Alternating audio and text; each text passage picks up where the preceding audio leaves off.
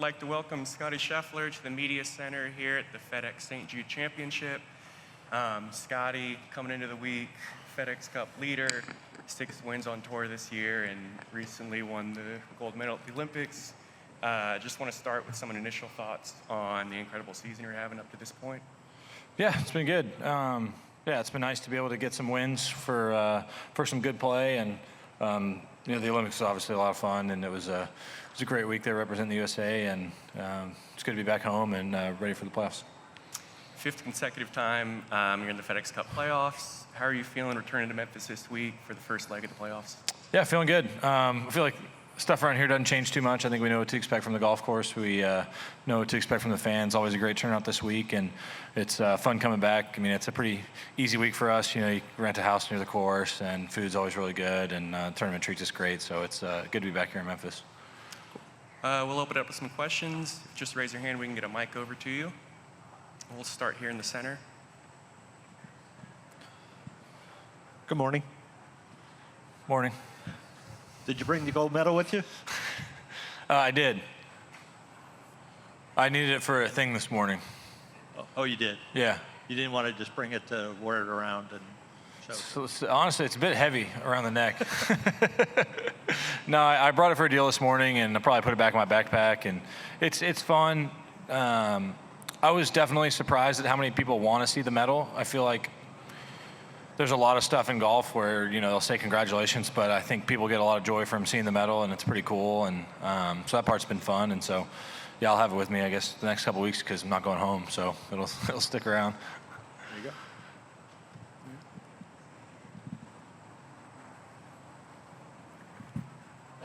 go. You talked after 2022 about the disappointment of not winning the FedEx Cup. What does it mean as far as trying to win it to put an exclamation point on the season and end on a good note? I mean, I don't really think about exclamation point or anything like that, but definitely want to win the FedEx Cup. You know, it's quoted as the season-long race, but, you know, at the end of the day, it really all comes down to East Lake. And I haven't had my best stuff at East Lake the last couple of years, and I played good there my rookie year, but outside of that, the last few years I haven't had my best stuff, and I'm kind of excited that they changed the course a little bit. That may give me some new vibes around there. But yeah, I'm excited to be in the playoffs, excited for the next 3 tournaments, and hoping to continue the stuff that I've been doing well this year and have another couple of nice starts. How would you describe your relationship with this golf course? I mean, I think it's a golf course that should suit me pretty well. I haven't really played my best here the last few years. You know, I have good memories around this place. It was one of the first tour events I ever played in 2014, and it was my first tour event as a professional in 2018. And so the tournament's always supported me from the beginning, and so that's why it's great to be back here. It's great that this tournament is in the playoffs and has a lot of significance to us. And yeah, my relationship with the golf course, hopefully it'll improve this year. Next question will come over here to the left. Yeah, Scottie, building off that, for all of your success, particularly in these limited field events, this has given you a little bit of trouble. What in particular about TPC Southwind has been difficult for you, and is there anything you're looking to do differently this year? I mean, just play better, really. It's hard for me to remember the last few years. The scores are typically low here, and I just haven't really shot that low. Why that is, some years I didn't hit it good, some years I didn't putt it good. Well, like I said, I feel like it's a golf course that should suit me. You know, it's not super wide. You got to hit good shots. Bermuda green is what I grew up on, so I'm excited about the week. I'm excited for the golf course. I think it's a really good test, and looking forward to the week. All right, come back to the middle. Anything about the aftermath of the Olympics and winning surprise you? Maybe either your own reaction or others' reaction to you winning? Yeah, I guess maybe my own reaction.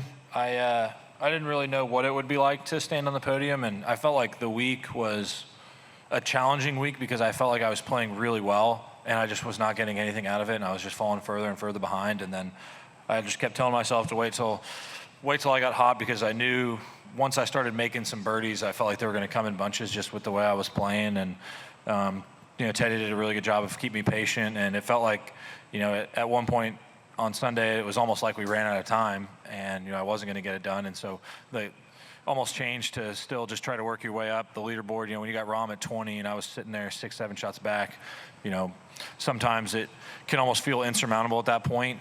You know, you really got to rely on him making a mistake and me playing some great golf. So if you look at it just in terms of I'm 6 back, oh, I have to birdie every single hole, I think you get a little bit distracted. And so I kind of just tried to tell myself to make some birdies, see if you can get into medal position and then go from there, and was able to make some nice birdies. And all of a sudden, you know, I looked at the leaderboard there on 17 and I was expecting to be one behind with, I think Tommy and John were both at 18 going into 14 with it being a reachable par 5. I figured at least one of them was going to make birdie. And when I walked up onto the green on 17, I had a putt which I thought was going to be to tie for the lead, and all of a sudden it was Rahm had fallen back and it was just Tommy up there, and it was to take the lead over only one guy. And so that was a really important moment. And yeah, staying on the podium I think was, I mean, definitely one of the coolest things that I'll ever experience in golf. And yeah, it was a lot of fun. Do you happen to watch any of the women, and if so, any reactions or? I didn't see any of it. You know, I try to keep. I saw Lydia was end up winning, which was pretty cool. I think it got a little tight at the end, but I didn't watch any of it. I try to, you know, kind of turn myself off when I go home, and so, yeah, I didn't catch much of it. Stay here for the next question. Hey, Scottie, Dan here. I got to tell you, that Sunday morning, August 4th, it was my birthday. You pulling that win for the U.S., standing on the podium, you were emotional, I was emotional. So I just got to say thank you for that. But I'm curious, you know, since the Olympics, what is sort of the most ridiculous thing you've done while wearing your medal? You know, watching a movie at home, doing something fun. Have you done anything a little wild just while wearing the medal? Not really. I feel like one of the coolest things about it is there's not really many rules of who can and can't wear it. You know, with the green jacket, it's pretty strict, and you know, when you're out representing the club with the green jacket, it's a bit of a different feeling. But the Olympic medal, it's like, yeah, sure, you can wear it, take pictures, do whatever you want. And so I think, you know, a lot of my friends have gotten a good amount of joy out of that, and it's been fun. Just, you know, I brought it to the golf course with me last week a few times because, you know, some people who have never texted me really asking for anything at all were like, hey man, can you bring the medal out? Like, we all kind of want to take a picture with it. And so it was really fun bringing it out to the course and, you know, showing the kids out there and, you know, taking pictures with my buddies. It was a lot of fun. Did you use it as a ball marker at all? No, nothing crazy. Thanks. All right, we'll go to Doug. Curious, different tournaments I realize, but there's still some similarities between players and France. When you kind of look back on those, what stands out as similar and what stands out as different? So 2 really good comebacks. Well, the players, I got what I felt like was everything I could have the way my body felt that week. I mean, I was making half swings starting Friday on the 3rd hole of the tournament. And Friday and Saturday, I was definitely not myself. And that was a cool event for me because my goal was really just to stay in the tournament, stay somewhat close to the lead, and hopefully my neck would feel better and then I could play. Because I was playing really, really good at the time. My swing felt great. I was rolling the ball good. And I told myself after I got hurt, I was like, man, if I could just get to the clubhouse today, maybe I'll feel better tomorrow. And then on Saturday, I didn't feel better. And it was like, all right, if I can just get to the clubhouse, I'll feel better.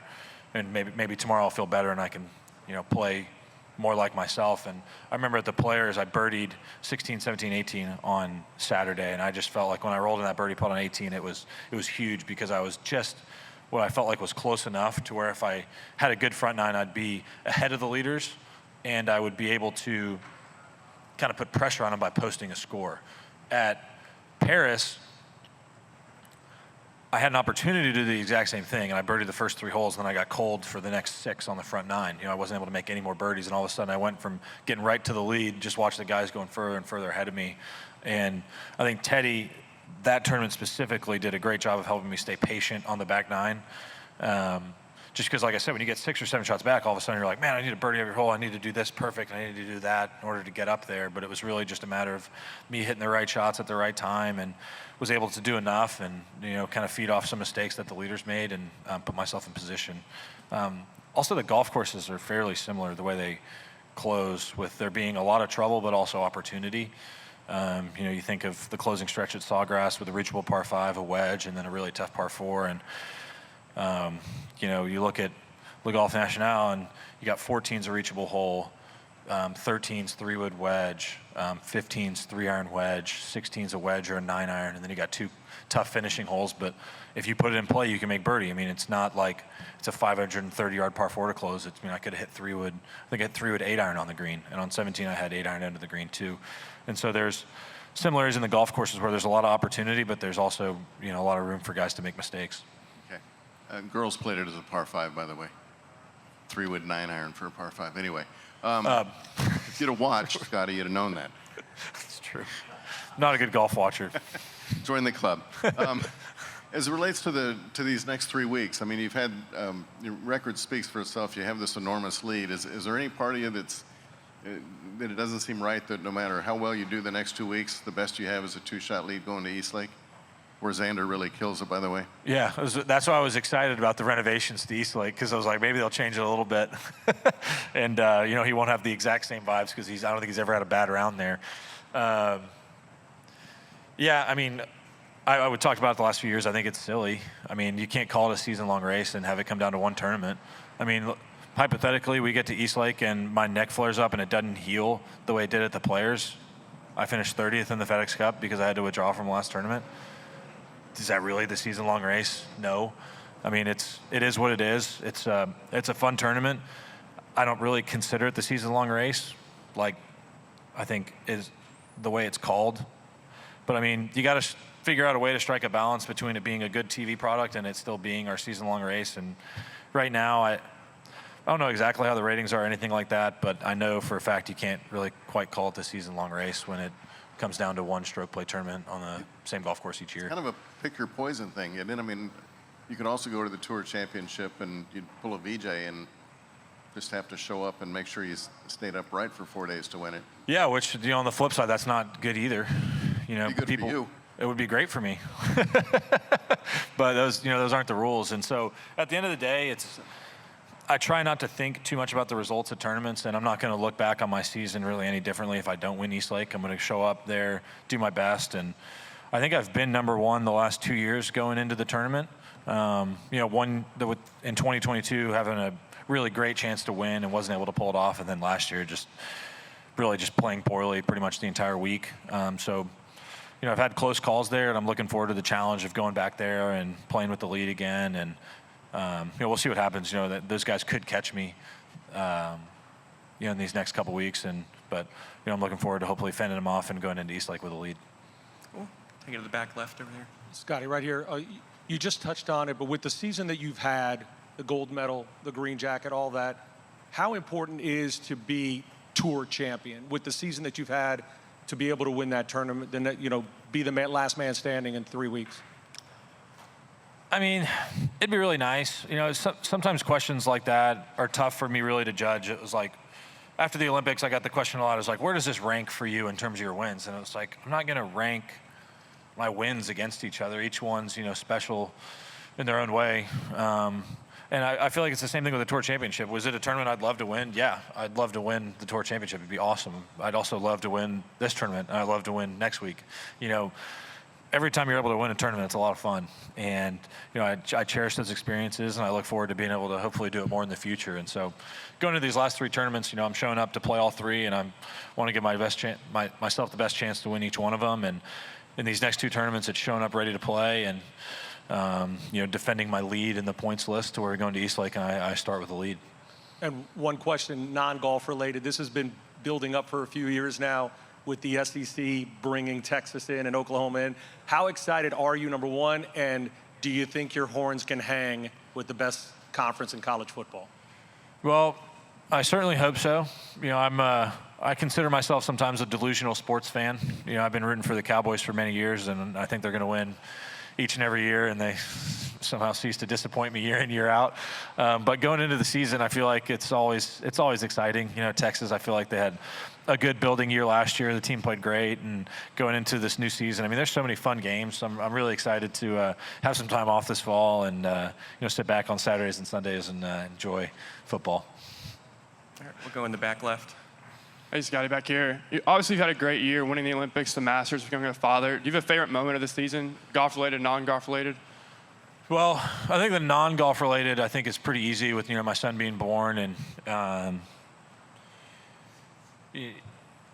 I think the last few weeks have been especially fun because he's starting to develop a little bit and like learn how to smile and stuff like that. And it's really cool, you know, when you get in his face and he recognizes you and he's like, oh, hey man, what's up? Like, hi. Whereas the first, 8 to 10 weeks of his life, you're trying to make eye contact with him and he won't even look at you. So that part's been really fun. As far as golf, I mean, it's been great getting some results and being able to get some wins this year. It's been a ton of fun. I really don't know what my exact favorite memory would be, but the Olympics was pretty special. You know, the Players was very special. The Masters obviously was special as well. And so it's hard to really pick a favorite. You know, all of them were cool in their own way. You know, you think of the Players. I had my family there, had the big comeback on Sunday. You know, the Masters is almost like having it be the second win and it being close, and the way I really closed out the back nine was cool. And then, with Paris, with the whole family being there, and Bennett and Mayer, and those are pretty special memories, playing for the USA. So it's tough to choose a favorite out of those, but all of them were pretty special. Awesome. Thank you for the time, Scotty. All right, thanks, y'all.